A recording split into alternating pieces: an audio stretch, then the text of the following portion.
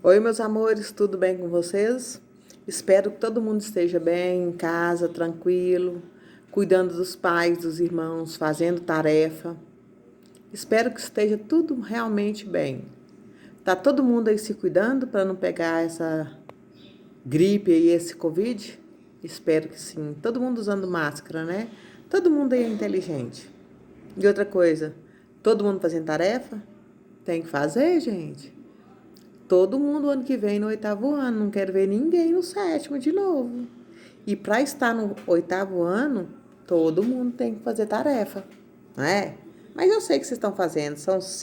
Vocês, o sétimo ano, são, ó, bons demais. Excelentes alunos. Adoro o sétimo ano.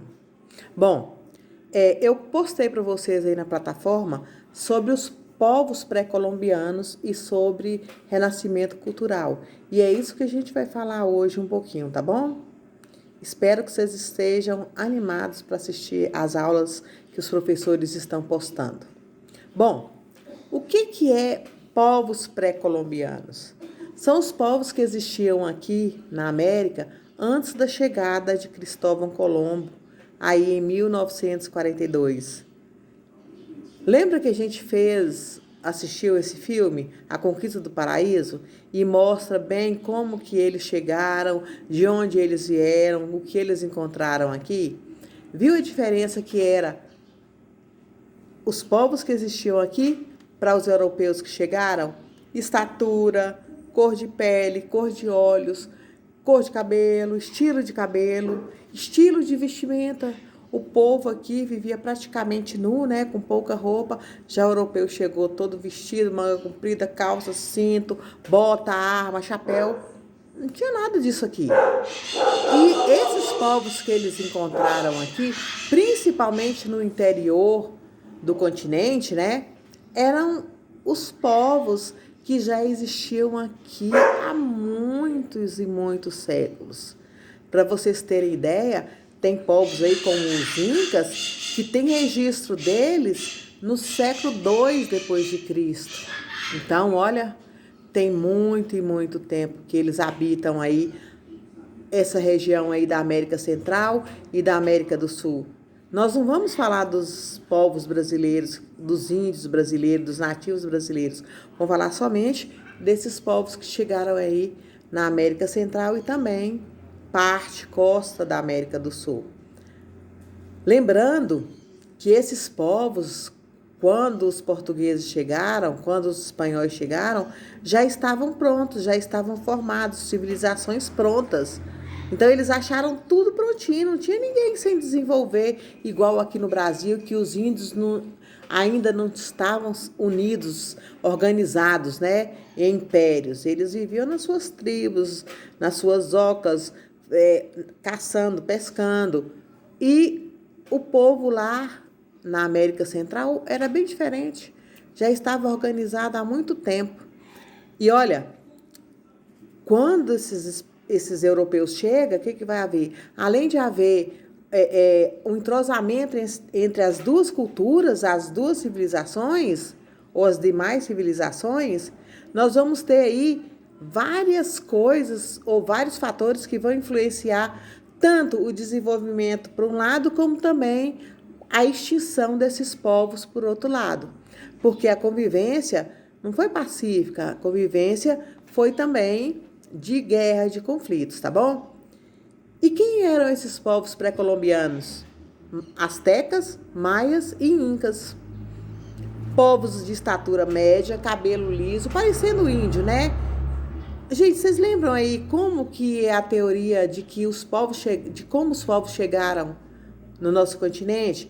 Que eles saíram lá da Ásia, subiram, foi para a Sibéria, atravessou o Alasca no Estreito de Bering, desceu pelo Canadá, pelos Estados Unidos, até chegar aqui embaixo na América Central e depois na América do Sul. Lembra disso?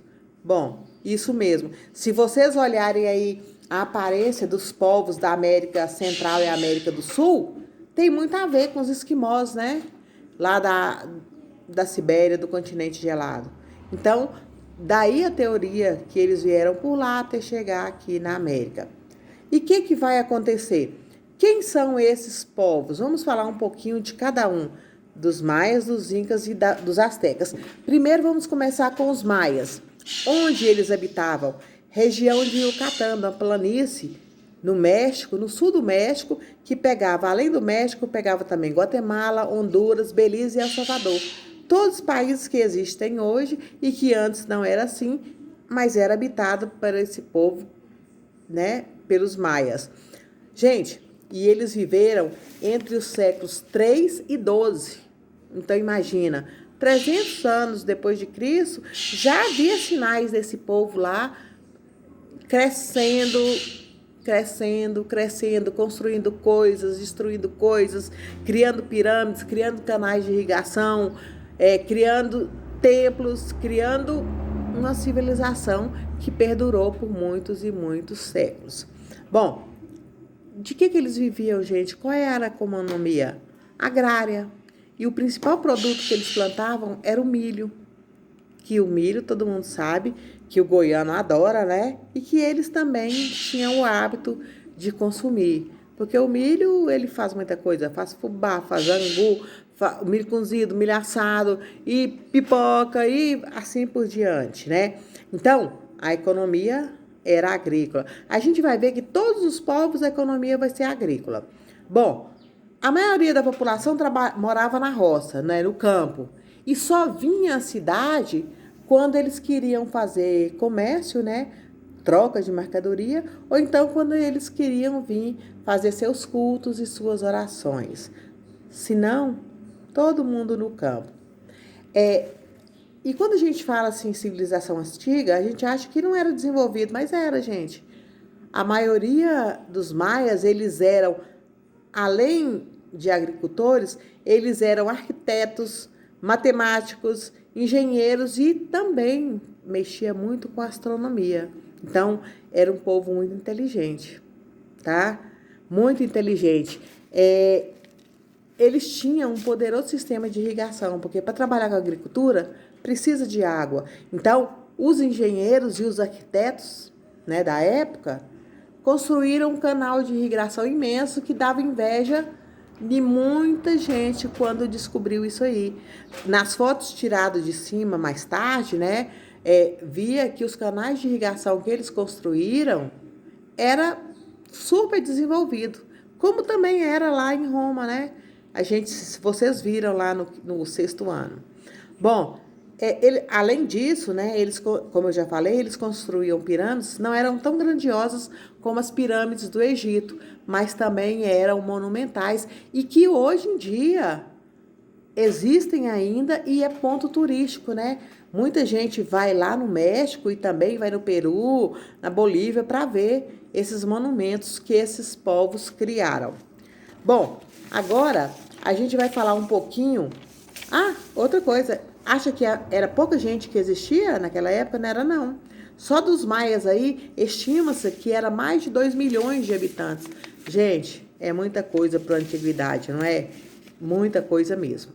Bom, agora nós vamos falar dos astecas. Também viviam mais ou menos próximo aí onde os maias viviam. Eles viviam ao sul do México. O México hoje que nós temos, a região sul era onde os astecas viviam. E a capital, eles tinham a capital também, sabia? A capital é uma palavra muito difícil que toda vez que eu falo, eu enrolo a língua, é Tenochtitlan. E foi fundada no século XIV. Essa cidade aí era o centro de tudo. Era o centro do império e também centro religioso, centro cultural, tudo. Porque, gente, existia cultura também, não é? Lógico que existia cultura. A cultura não é privilégio só nosso hoje, não. Na antiguidade já existia também. Agora, a diferença é que eles tinham um poderio militar muito grande.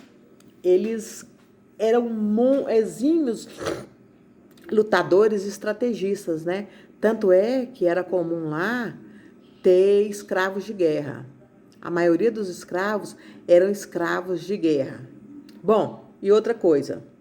Se é um império, tem um chefe, tem um imperador. E esse imperador aí era todo soberano. Ele, além de ser chefe militar, era chefe político, era chefe religioso e era até chefe judiciário.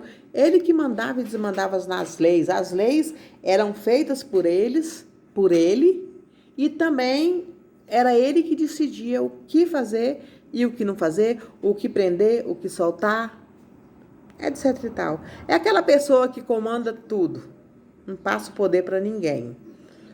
E como os maias, eles também eram exímios arquitetos, exímios engenheiros, exímios matemáticos e também bons agricultores, né? Porque a cultura também era a fonte de renda deles. Agora, os incas, que é o que nós mais, né, que mais se aproxima do nosso território brasileiro, é os incas. E onde eles ficavam? Sabe o Oceano Índico? Não, Pacífico. É aquela região todinha ali que pega a Cordilheira dos Andes. Vai desde o Equador, Bolívia, Peru, Chile e até Argentina. Era a região onde existiam os incas. Já viu aí quando passa na televisão os bolivianos, os peruanos com aquelas roupas coloridas, aqueles casacos coloridos, aquelas roupas cheias de flores, aquelas flores na cabeça, aquele chapelão grandão? Os incas. E olha, a capital deles, que era Cusco, existe até hoje e é muito frequentada pelos turistas. Eles adoram ir para ver como que era a civilização antiga. E, gente, imagina a altura. Eles moravam no topo das montanhas. Eles habitavam, eles conseguiam construir monumentos grandiosos nos topos da pirâmide, usando o quê? Pedra, o barro que eles produziam, o adobe. É uma engenharia boa, não é? É uma arquitetura boa. Então, nada de achar que tecnologia é só hoje, não. A nossa tecnologia hoje é uma tecnologia diferente, mas eles também, na antiguidade, já tinham as suas próprias tecnologias. Concorda? Bom, e olha, uma região grande, como eu falei para vocês, Bolívia, Equador, Peru, Chile e Argentina. E ó, eu acho que era a civilização maior, porque chegou a ter mais ou menos 15 milhões de habitantes aí dos Incas. Tá difícil? Tá nada, né? Tudo bom. E olha, essa cidade aí de Cusco era a cidade que abrigava tudo, o templo, a prefeitura da época, o exército, tudo aí estava nessa cidade. Ela era uma cidade administrativa e também sagrada, porque era lá que tinha os cultos que os incas respeitavam e cultuavam, né? Eles iam para a cidade de Cusco, como lá os maias também iam, para poder orar, fazer seus rituais sagrados e também fazer suas trocas, seu comércio. Agora, engraçado também, gente, é que assim, a sociedade, ela era estratificada, ou seja, quem nasceu rico, morre rico. Não tinha essa mistura no poder. Olha, lá dos Incas, existia a pirâmide social, que é aquela que vocês conhecem. No topo, pequenininho, tá quem? Os mais ricos, no caso aí dos Incas, era o imperador. Na outra parte tinha quem? A elite, que era a família do imperador, as mais distantes, e todos aqueles que trabalhavam e eram ligados ao imperador. E por último tinha quem? Os camponeses, que eram os que realmente trabalhavam, tanto na agricultura como nas obras, nas construções, e também tinha, que era muito, os escravos, que eram geralmente os prisioneiros de guerra. Bom, tanto os impérios Maia, Azteca e Incas sucumbiram com a chegada dos europeus. Acabou? Não, a gente sabe que até hoje tem descendente desse povo, mas a grande maioria, a grande civilização, foi sucumbida. Os europeus conseguiram controlar todos eles. Triste, né? Muito triste. Chega, acha a coisa prontinha e toma. E participa de uma forma negativa, né? Que é acabando com o poder que eles tinham, com as obras que eles tinham e assumindo o poder no local. Demais, não é? Tanto é que qual é a língua falada por eles? Além da língua nativa que eles usam, né? Eles falam o quê? O portunhol, que é a mistura, né? O portunhol não, portunhol, falei errado, portunhol não, é o espanhol, né? Mistura o espanhol com a língua nativa e dá a língua que eles usam hoje em dia. Alguma dúvida? Passei aí para vocês a atividade sobre eles, um texto explicando um pouquinho, e qualquer dúvida vocês entrem em contato comigo no privado, tá bom? Pode mandar pergunta, pode tirar dúvida, do jeitinho que vocês quiserem, tá bom? Agora, nós vamos falar um pouquinho rápido sobre um conteúdo também que é muito interessante, que eu postei para vocês, que é o Renascimento Cultural, que é um movimento científico-cultural ocorrido na Europa entre a Idade Média e a Idade Moderna, que representou as aspirações, as vontades que a burguesia tinha. Ai, professora, que complicado. Peraí, vai devagar. Então tá bom. Lembra lá que nossa linha do tempo, quando acontece a descoberta da escrita, nós vamos ter um período chamado História Antiga, depois História Média, História Moderna e depois História Contemporânea? Então, quando houve a História Antiga, nós estudamos vários povos, e entre eles os gregos e os romanos, que eram os mais desenvolvidos. E aí, a cultura, nossa, a cultura era, ó, boa demais. Todo mundo gostava do belo, do bonito, do bom, do exagerado. Tinha filósofo, tinha pensador, tinha escultor, tinha pintor. Tinha descobertas, ó, astrônomos, o pai da medicina, que a medicina já existia, né? Já existia faculdades, não com esse nome, lógico, mas já existia lugares que as pessoas iam para poder aprender. Já existiam pensadores que ficavam só encarregados de serem dissipador das ideias que eles tinham na época, que eram os professores, né? Podia ter outro nome, mas eram os professores. Tinha gente que escrevia livros, que escrevia textos. Livro de papel normal? Lógico que não, né?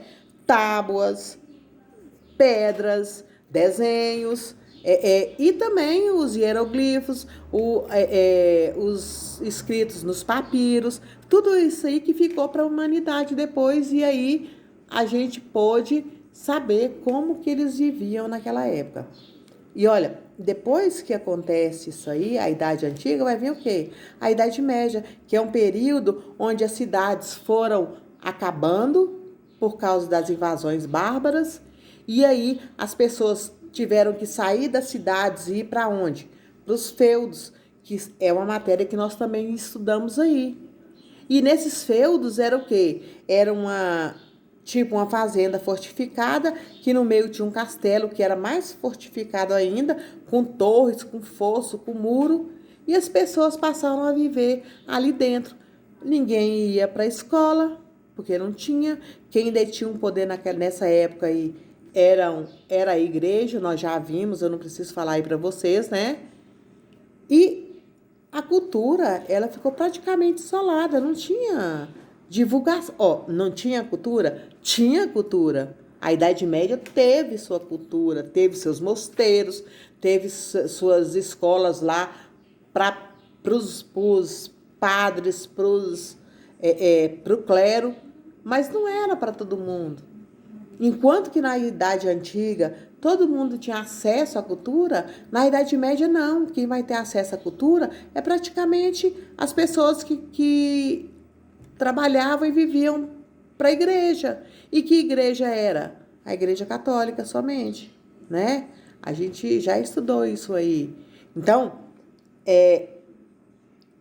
os livros que os gregos escreveram, mostrando a anatomia do corpo, mostrando a medicina, como que as mulheres ganhavam neném, anatomia, né? Foram todos guardados, escondidos, porque na Idade Média não se falava disso. Não, a igreja, nossa, fechou tudo. Tanto é que muita gente chama a igreja da Idade das Trevas, né? Por que treva? Porque estava tudo apagado. Existia, mas não era divulgado. E aí, com o passar do tempo, lembra que ao lado do feudo existia aqueles grupos de pessoas que trabalhavam no comércio, essas pessoas eram os burgueses. E essas pessoas, com o passar do tempo, elas vão enriquecendo, mas não têm poder político. Porque poder político quem tinha o rei e os senhores feudais. Só que, quanto mais o tempo passa e eles vão ficando mais importantes, eles vão o quê? Querendo que aquela sociedade mude. Querendo que eles também façam parte do que eles não faziam, que era da elite, né? Então, eles vão incentivar esse movimento aí e vão promover a mudança de cultura, a mudança de hábitos nessa época. Vai parar de deixar de ser escondido e vai ser a mostra para todo mundo. Por isso, renascimento era como se tivesse nascido na história antiga, tivesse morrido ou dormido na história média e depois renascer no comecinho da moderna. Bom, quais são as características desse período? Eu relatei aqui e lá para vocês também algumas características que são mais importantes, tipo humanismo, forma mais humana e terrestre de pensar a ciência, a moral e a religião. Ô, gente, lembra que eu falei para vocês que a igreja falava tudo? Se não descobre uma coisa, se não os cientistas da época, que a maioria estava na igreja, não descobria o que falava? Era culpa de Deus, Deus que tinha colocado aquilo ali para os homens repensarem sua vida. Nasceu pobre, vai morrer pobre por quê? Porque estava pagando algum pecado. Lembra? Então, isso aí tudo é uma forma de esconder o valor do ser humano. E o humanismo traz justamente o oposto. Vamos valorizar, sim, o ser humano. Oh, poxa, Deus não pôs na terra um homem à sua imagem e semelhança, é porque o homem tem que ter valor, tá bom? Outra coisa, antropocentrismo. O homem passa a ser visto como centro do universo, negando o teocentrismo medieval. Olha, a igreja pregava que o centro do universo era Deus. Mas o que vai acontecer? O antropocentrismo vai mostrar que o homem é o centro do universo e não somente Deus. Porque se Deus colocou o homem à sua imagem e semelhança, é porque o homem também tem valor.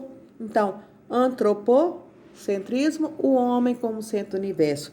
Teocentrismo, que a igreja pregava, Deus como centro do universo. Gente, isso aí muita gente não concorda, mas é o que eu estou explicando a diferença entre um e outro.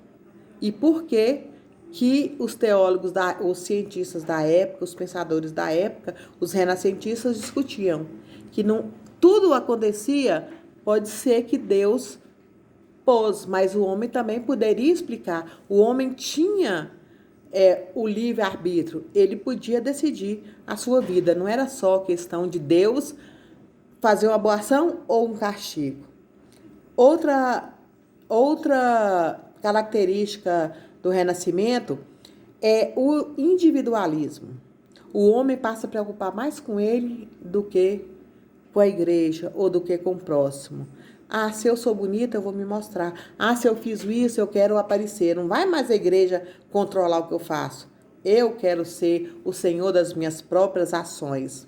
Racionalismo é outra característica. O que é o racionalismo?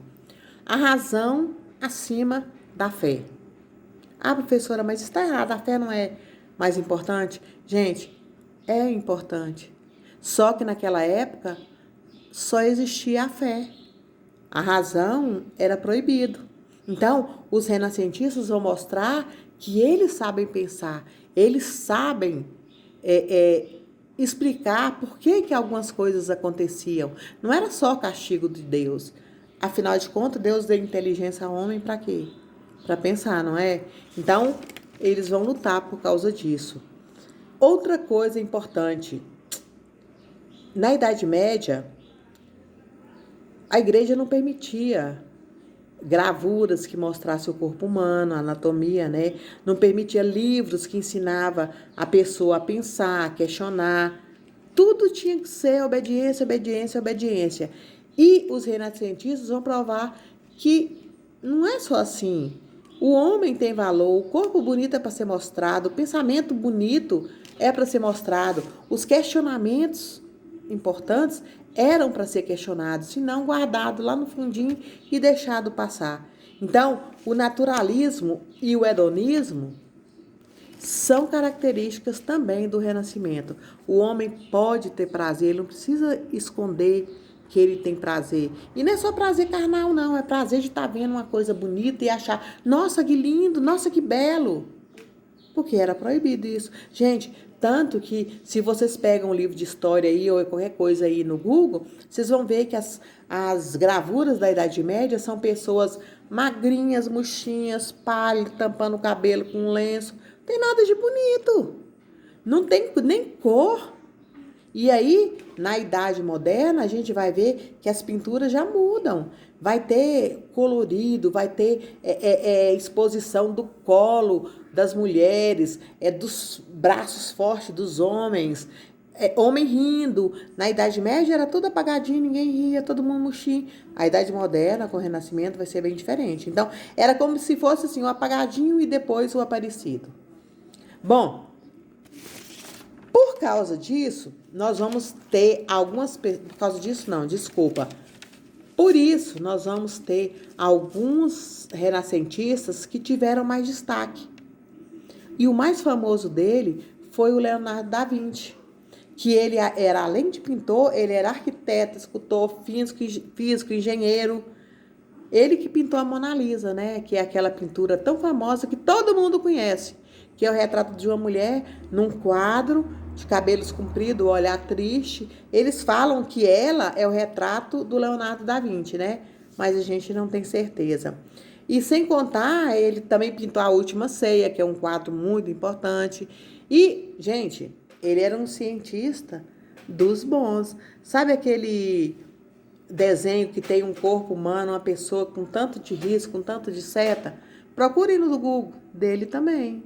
Então, ele... E outra coisa, ele inventou muita coisa, gente que não fica falando, mas, novamente, pesquisa aí para vocês verem. Vocês têm tempo, não é? Pesquisa. Outro pintor importante foi Michelangelo, que também era arquiteto, escultor e pintor. Ele que pintou a Pietà e também pintou a Capela Sistina no teto, assim, gente, é lindo. Pesquisa para vocês verem. Cada pintura maravilhosa no teto da igreja, que as pessoas ficam assim, impressionadas como que ele conseguiu pintar tão bem no alto, de cabeça virando para cima, né? Porque é no teto da capela. Outra pessoa também importante dessa época, que eu gosto muito, é um escritor, historiador, né? Nicolau Maquiavel. Ele foi o pai da ciência política moderna. E ele escreveu um livro que é muito importante para os universitários. Você provavelmente, quando estiver fazendo faculdade, vai ler, principalmente se for faculdade de economia, política, administração, chamado O Príncipe. Não é Pequeno Príncipe, não. É O Príncipe. Pena que ele é dessa grossura, né? Mas, gente, bom demais. Olha novamente aí no Google depois o que Maquiavel falava, as frases, os 10 mandamentos de Maquiavel. Gente, é muito bom. A gente olha assim, a gente choca. Mas, para quem pensa um pouquinho, o que fazer para a gente ser um bom governante, um bom político, vocês vão ver que o Maquiavel tem muita razão. E outra pessoa famosa também é o Galileu Galilei, que era físico e astrônomo. Ele defendeu o heliocentrismo, que é a teoria de que o centro do universo é o Sol e não a Terra. Lembra lá que a igreja pregava o antropocentrismo e o teocentrismo? Então, a igreja falava que a Terra era o centro do universo. Por quê? Deus não colocou na Terra o homem, que é a sua imagem e semelhança? Eles não falavam do teocentrismo? Então, se Deus colocou o homem na Terra, é porque a Terra era o centro do universo. E o Galileu vai provar que não é a Terra o centro do universo, é o Sol, o heliocentrismo. E ele vai ser muito perseguido por causa disso. Só que não tanto como Nicolau Copérnico, mais antigo que ele, que queria provar isso aí, que o Sol é o centro do universo, e acabou tendo que desmentir, calar a boca, porque senão ia ser queimado na fogueira da Inquisição pela igreja. Mas, no fundo, é isso aí, o Renascimento. é a mudança de hábitos, a mudança de postura, a mudança de comportamento, é novas ideias, novas atitudes em relação ao que existia na Idade Média. Novamente, leiam o texto que eu postei para vocês e respondam as atividades. E qualquer dúvida, mande para mim no meu privado, que você já tem o celular, o contato, tá bom? Fica com Deus e até a próxima aula. Beijão. Abraço nos pais para mim, tá bom?